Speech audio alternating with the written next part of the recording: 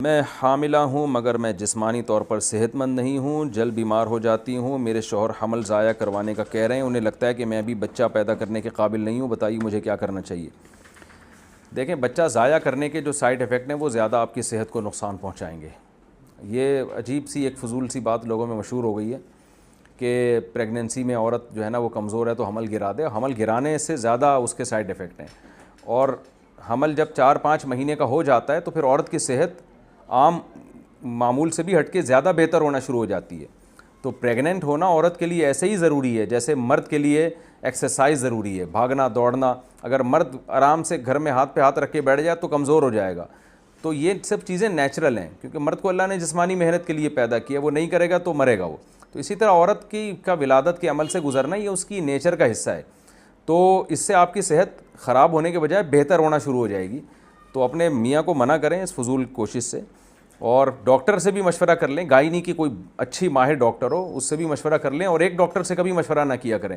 یہ لوگوں کو میرا ویسے ہی مشورہ ہے کہ کسی بھی فیلڈ میں نا جب آپ نے ڈاکٹر سے علاج کرانا ہے کسی بھی مرض کا، تو اس مرض کے 2-3 اسپیشلسٹ سے مشورہ کیا کریں، ایک پر اکتفا نہ کیا کریں، پھر صحیح رائے انسان کے سامنے آتی ہے۔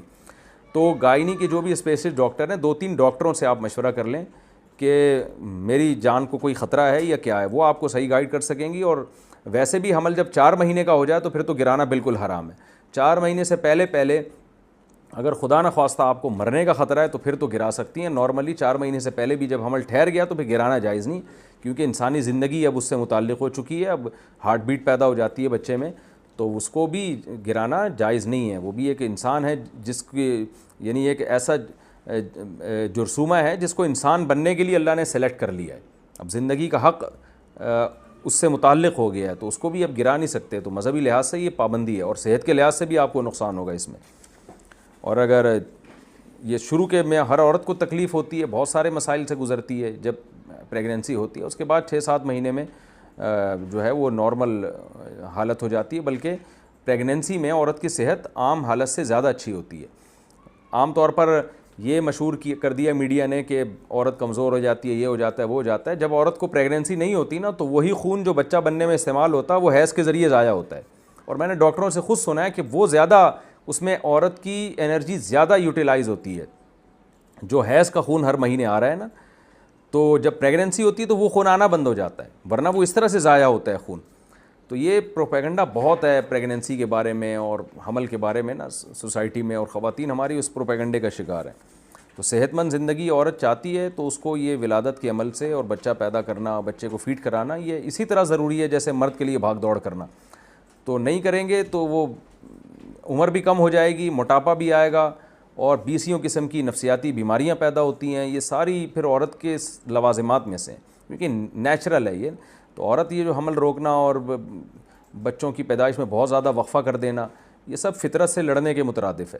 20 دن کا حمل ضائع کروانا۔ میرے 3 بچے ہیں، تینوں بڑے آپریشن سے ہوئے ہیں۔ بڑے بچے کی عمر 6 سال ہے، اس سے چھوٹی بیٹی کی عمر 2 سال ہے، اور سب سے چھوٹا بچہ 7 مہینے کا ہے۔ اب دوبارہ حمل ٹھہر گیا ہے جو 20 دن کا ہے، تو کیا میں یہ حمل ضائع کر سکتی ہوں؟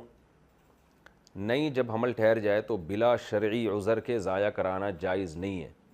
اگر تینوں بڑے آپریشن سے ہوئے اور ڈاکٹر یہ کہہ دے کہ چوتھا آپریشن اب ممکن ہی نہیں ہے، تو پھر تو ظاہر ہے جان بچانا ہے، پھر تو آپ یہ حمل ضائع کر سکتی ہیں۔ لیکن اگر ایک ڈاکٹر کی رائے بھی نہیں لینی چاہیے، اس میں 4-5 گائنی کے ڈاکٹروں سے مشورہ لینا چاہیے۔ وہ سب یہی کہہ رہے ہیں کہ بھئی یہ آپریشن سے اب یہ ممکن نہیں ہے، اور نارمل ڈیلیوری بھی ممکن نہیں ہے، تو پھر تو مجبوری ہے، پھر تو ضائع کیا جا سکتا ہے 20 دن کا حمل۔ لیکن اگر ایسا نہیں ہے تو پھر آپ صرف اس بیس پہ کہ میرے بچے چھوٹے چھوٹے ہیں، ایک کی عمر اتنی، ایک کی عمر اتنی، یہ کوئی ایسا شرعی عذر نہیں ہے جس کی بیس پہ حمل کو ضائع کرانا جائز ہو، پھر جائز نہیں ہوگا۔ اولاد اللہ کی نعمت ہے، حمل ٹھہرنے پر اللہ کا شکر ادا کرنا چاہیے، اللہ کا گفٹ ہے۔ یہ پتہ نہیں دماغ کیا ہو گیا خواتین کا، کس نے خراب کر دیا ہے، نیچر سے ہٹا دیا ہے کہ وہ نعمت جس کو اللہ اپنا گفٹ قرار دے رہے ہیں، یہب لمن یشاء اناثا، جس کو چاہتا ہوں بیٹیاں گفٹ دیتا ہوں، جس کو چاہتا ہوں بیٹے گفٹ دیتا ہوں۔ تو اللہ کا گفٹ ہے، گاڈ گفٹڈ ہے اولاد، اس کو لوگ بوجھ سمجھنا شروع کر دیا لوگوں نے، حیرت کی بات ہے۔ حمل ضائع کرنے والی دواؤں کا حکم۔ حمل گرانے کی جو دوا ہے اسے استعمال کرنا کیسے ہے، اور اسے بیچنے کا کیا حکم ہے؟ سرفراز صاحب انڈیا سے۔ دیکھیں، حمل ضائع کرنا چاہے دوا ہو یا کوئی اور طریقہ ہو، اس میں اصل حکم یہ ہے کہ حرام اور ناجائز ہے، چاہے 1 دن کا حمل ہو، اور اگر 4 مہینے کا حمل ہے پھر تو قتل کا گناہ ملے گا، ایک انسانی جان کو ہلاک کر دیا، پھر تو کسی صورت میں جائز نہیں ہے۔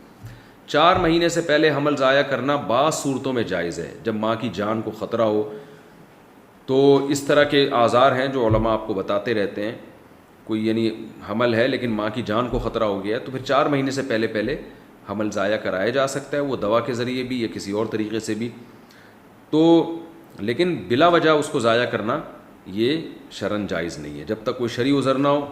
جیسے بعض لوگ کہتے ہیں کہ ابھی ایک بچہ ہو گیا تو اب دوسرا بھی ہو جائے گا تو ہم کیا کریں گے، بڑی ٹینشن میں آ جائیں گے، یہ کوئی شرعی عذر نہیں ہے۔ تو اس کی وجہ سے کسی کو اللہ نے جو اس کو زندگی کے لیے سلیکٹ کیا ہے نا، تو آپ اللہ کے اس ارادے یعنی آپ گویا کہ تقدیر پہ راضی نہیں ہیں، اور ایک انسانی جان جس کی سلیکشن، کروڑوں جرمز ہوتے ہیں جن میں سے ایک کی سلیکشن ہوتی ہے انسان بننے کے لیے، تو آپ اس کی جو ہے نا اس سے زندگی کا حق چھین رہے ہیں، تو یہ جائز نہیں ہے۔ تو یہ عذر کہ میری آمدن کم ہے یا پہلے اتنے بچے ہیں، تو یہ ایسے آزار ہیں جن کی وجہ سے آپ حمل ضائع نہیں کر سکتے۔ ہاں، ماں کی صحت کو خطرہ ہے تو 4 مہینے سے پہلے حمل ضائع کرنے کی گنجائش ہے، دوا ہو یا کوئی بھی، وہ تو ڈاکٹر کی فیلڈ ہے، وہ بتائے گا دوا کھا کے کرنا ہے یا کیا کرنا ہے۔ باقی حمل ضائع کرنے کی دوائیں بیچنا جائز ہے، بیچنا اس لیے جائز ہے کہ یہ شرعی ضرورت پڑ سکتی ہے کسی کو اس کی، باقی اگر کوئی اس کا ناجائز استعمال کرتا ہے تو اس کا اپنا عمل ہے، بالکل ایسے جیسے انگور بیچنا جائز ہے، اب کوئی اس سے شراب بنا رہا ہے تو اس کا اپنا ہیڈک ہے، وہ غلط کر رہا ہے، آپ نے تو نہیں کہا کہ وہ شراب بناؤ اس سے۔ حمل ساقط ہونے کے بعد نماز کا حکم، کیا مس کیرج کے بعد عورت نماز پڑھ سکتی ہے؟ مس کیرج کے دوران جو بلیڈنگ ہوتی ہے مستقل، کیا اس کے لیے بار بار نہانا ضروری ہے یا ہر بار وضو کرنے سے نماز ادا ہو جائے گی؟ دبئی سے کسی خاتون نے یہ پوچھا ہے۔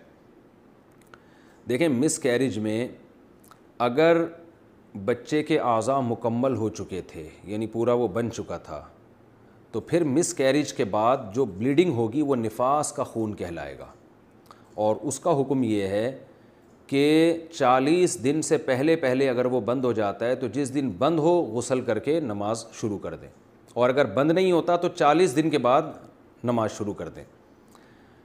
اور اگر وہ بچہ ابھی مکمل نہیں ہوا تھا، ایک لوتھڑا ہے، ادھورا ہے، اور پھر مس کیرج ہوا، تو پھر جو بلیڈنگ ہوگی یہ حیض کا خون کہلائے گا۔ تو اگر یہ 10 دن سے پہلے بند ہو جاتا ہے تو جب بند ہو جائے غسل کر کے نماز شروع کر دیں، اور اگر 10 دن سے زیادہ کنٹینیو چلتا ہے تو پھر خاتون یہ دیکھیں گی کہ لاسٹ ٹائم جو مینسز آئے تھے وہ بلیڈنگ کتنے دن ہوئی تھی، تو جتنے دن بلیڈنگ ہوئی تھی اتنے دن حیض کے سمجھے جائیں گے، اس سے زیادہ استحاضہ کا مطلب یہ ہوتا ہے کہ وہ حیض نہیں ہے، اس میں وہ پاک سمجھی جائیں گی۔ تو اس میں پھر یہ ہوگا کہ اگر بار بار خون آ رہا ہے اور نماز کی فرصت ہی نہیں مل رہی تو وہ معذور کے حکم میں، اور پھر وہ ہر نماز کے لیے وضو کر کے نماز پڑھ لے۔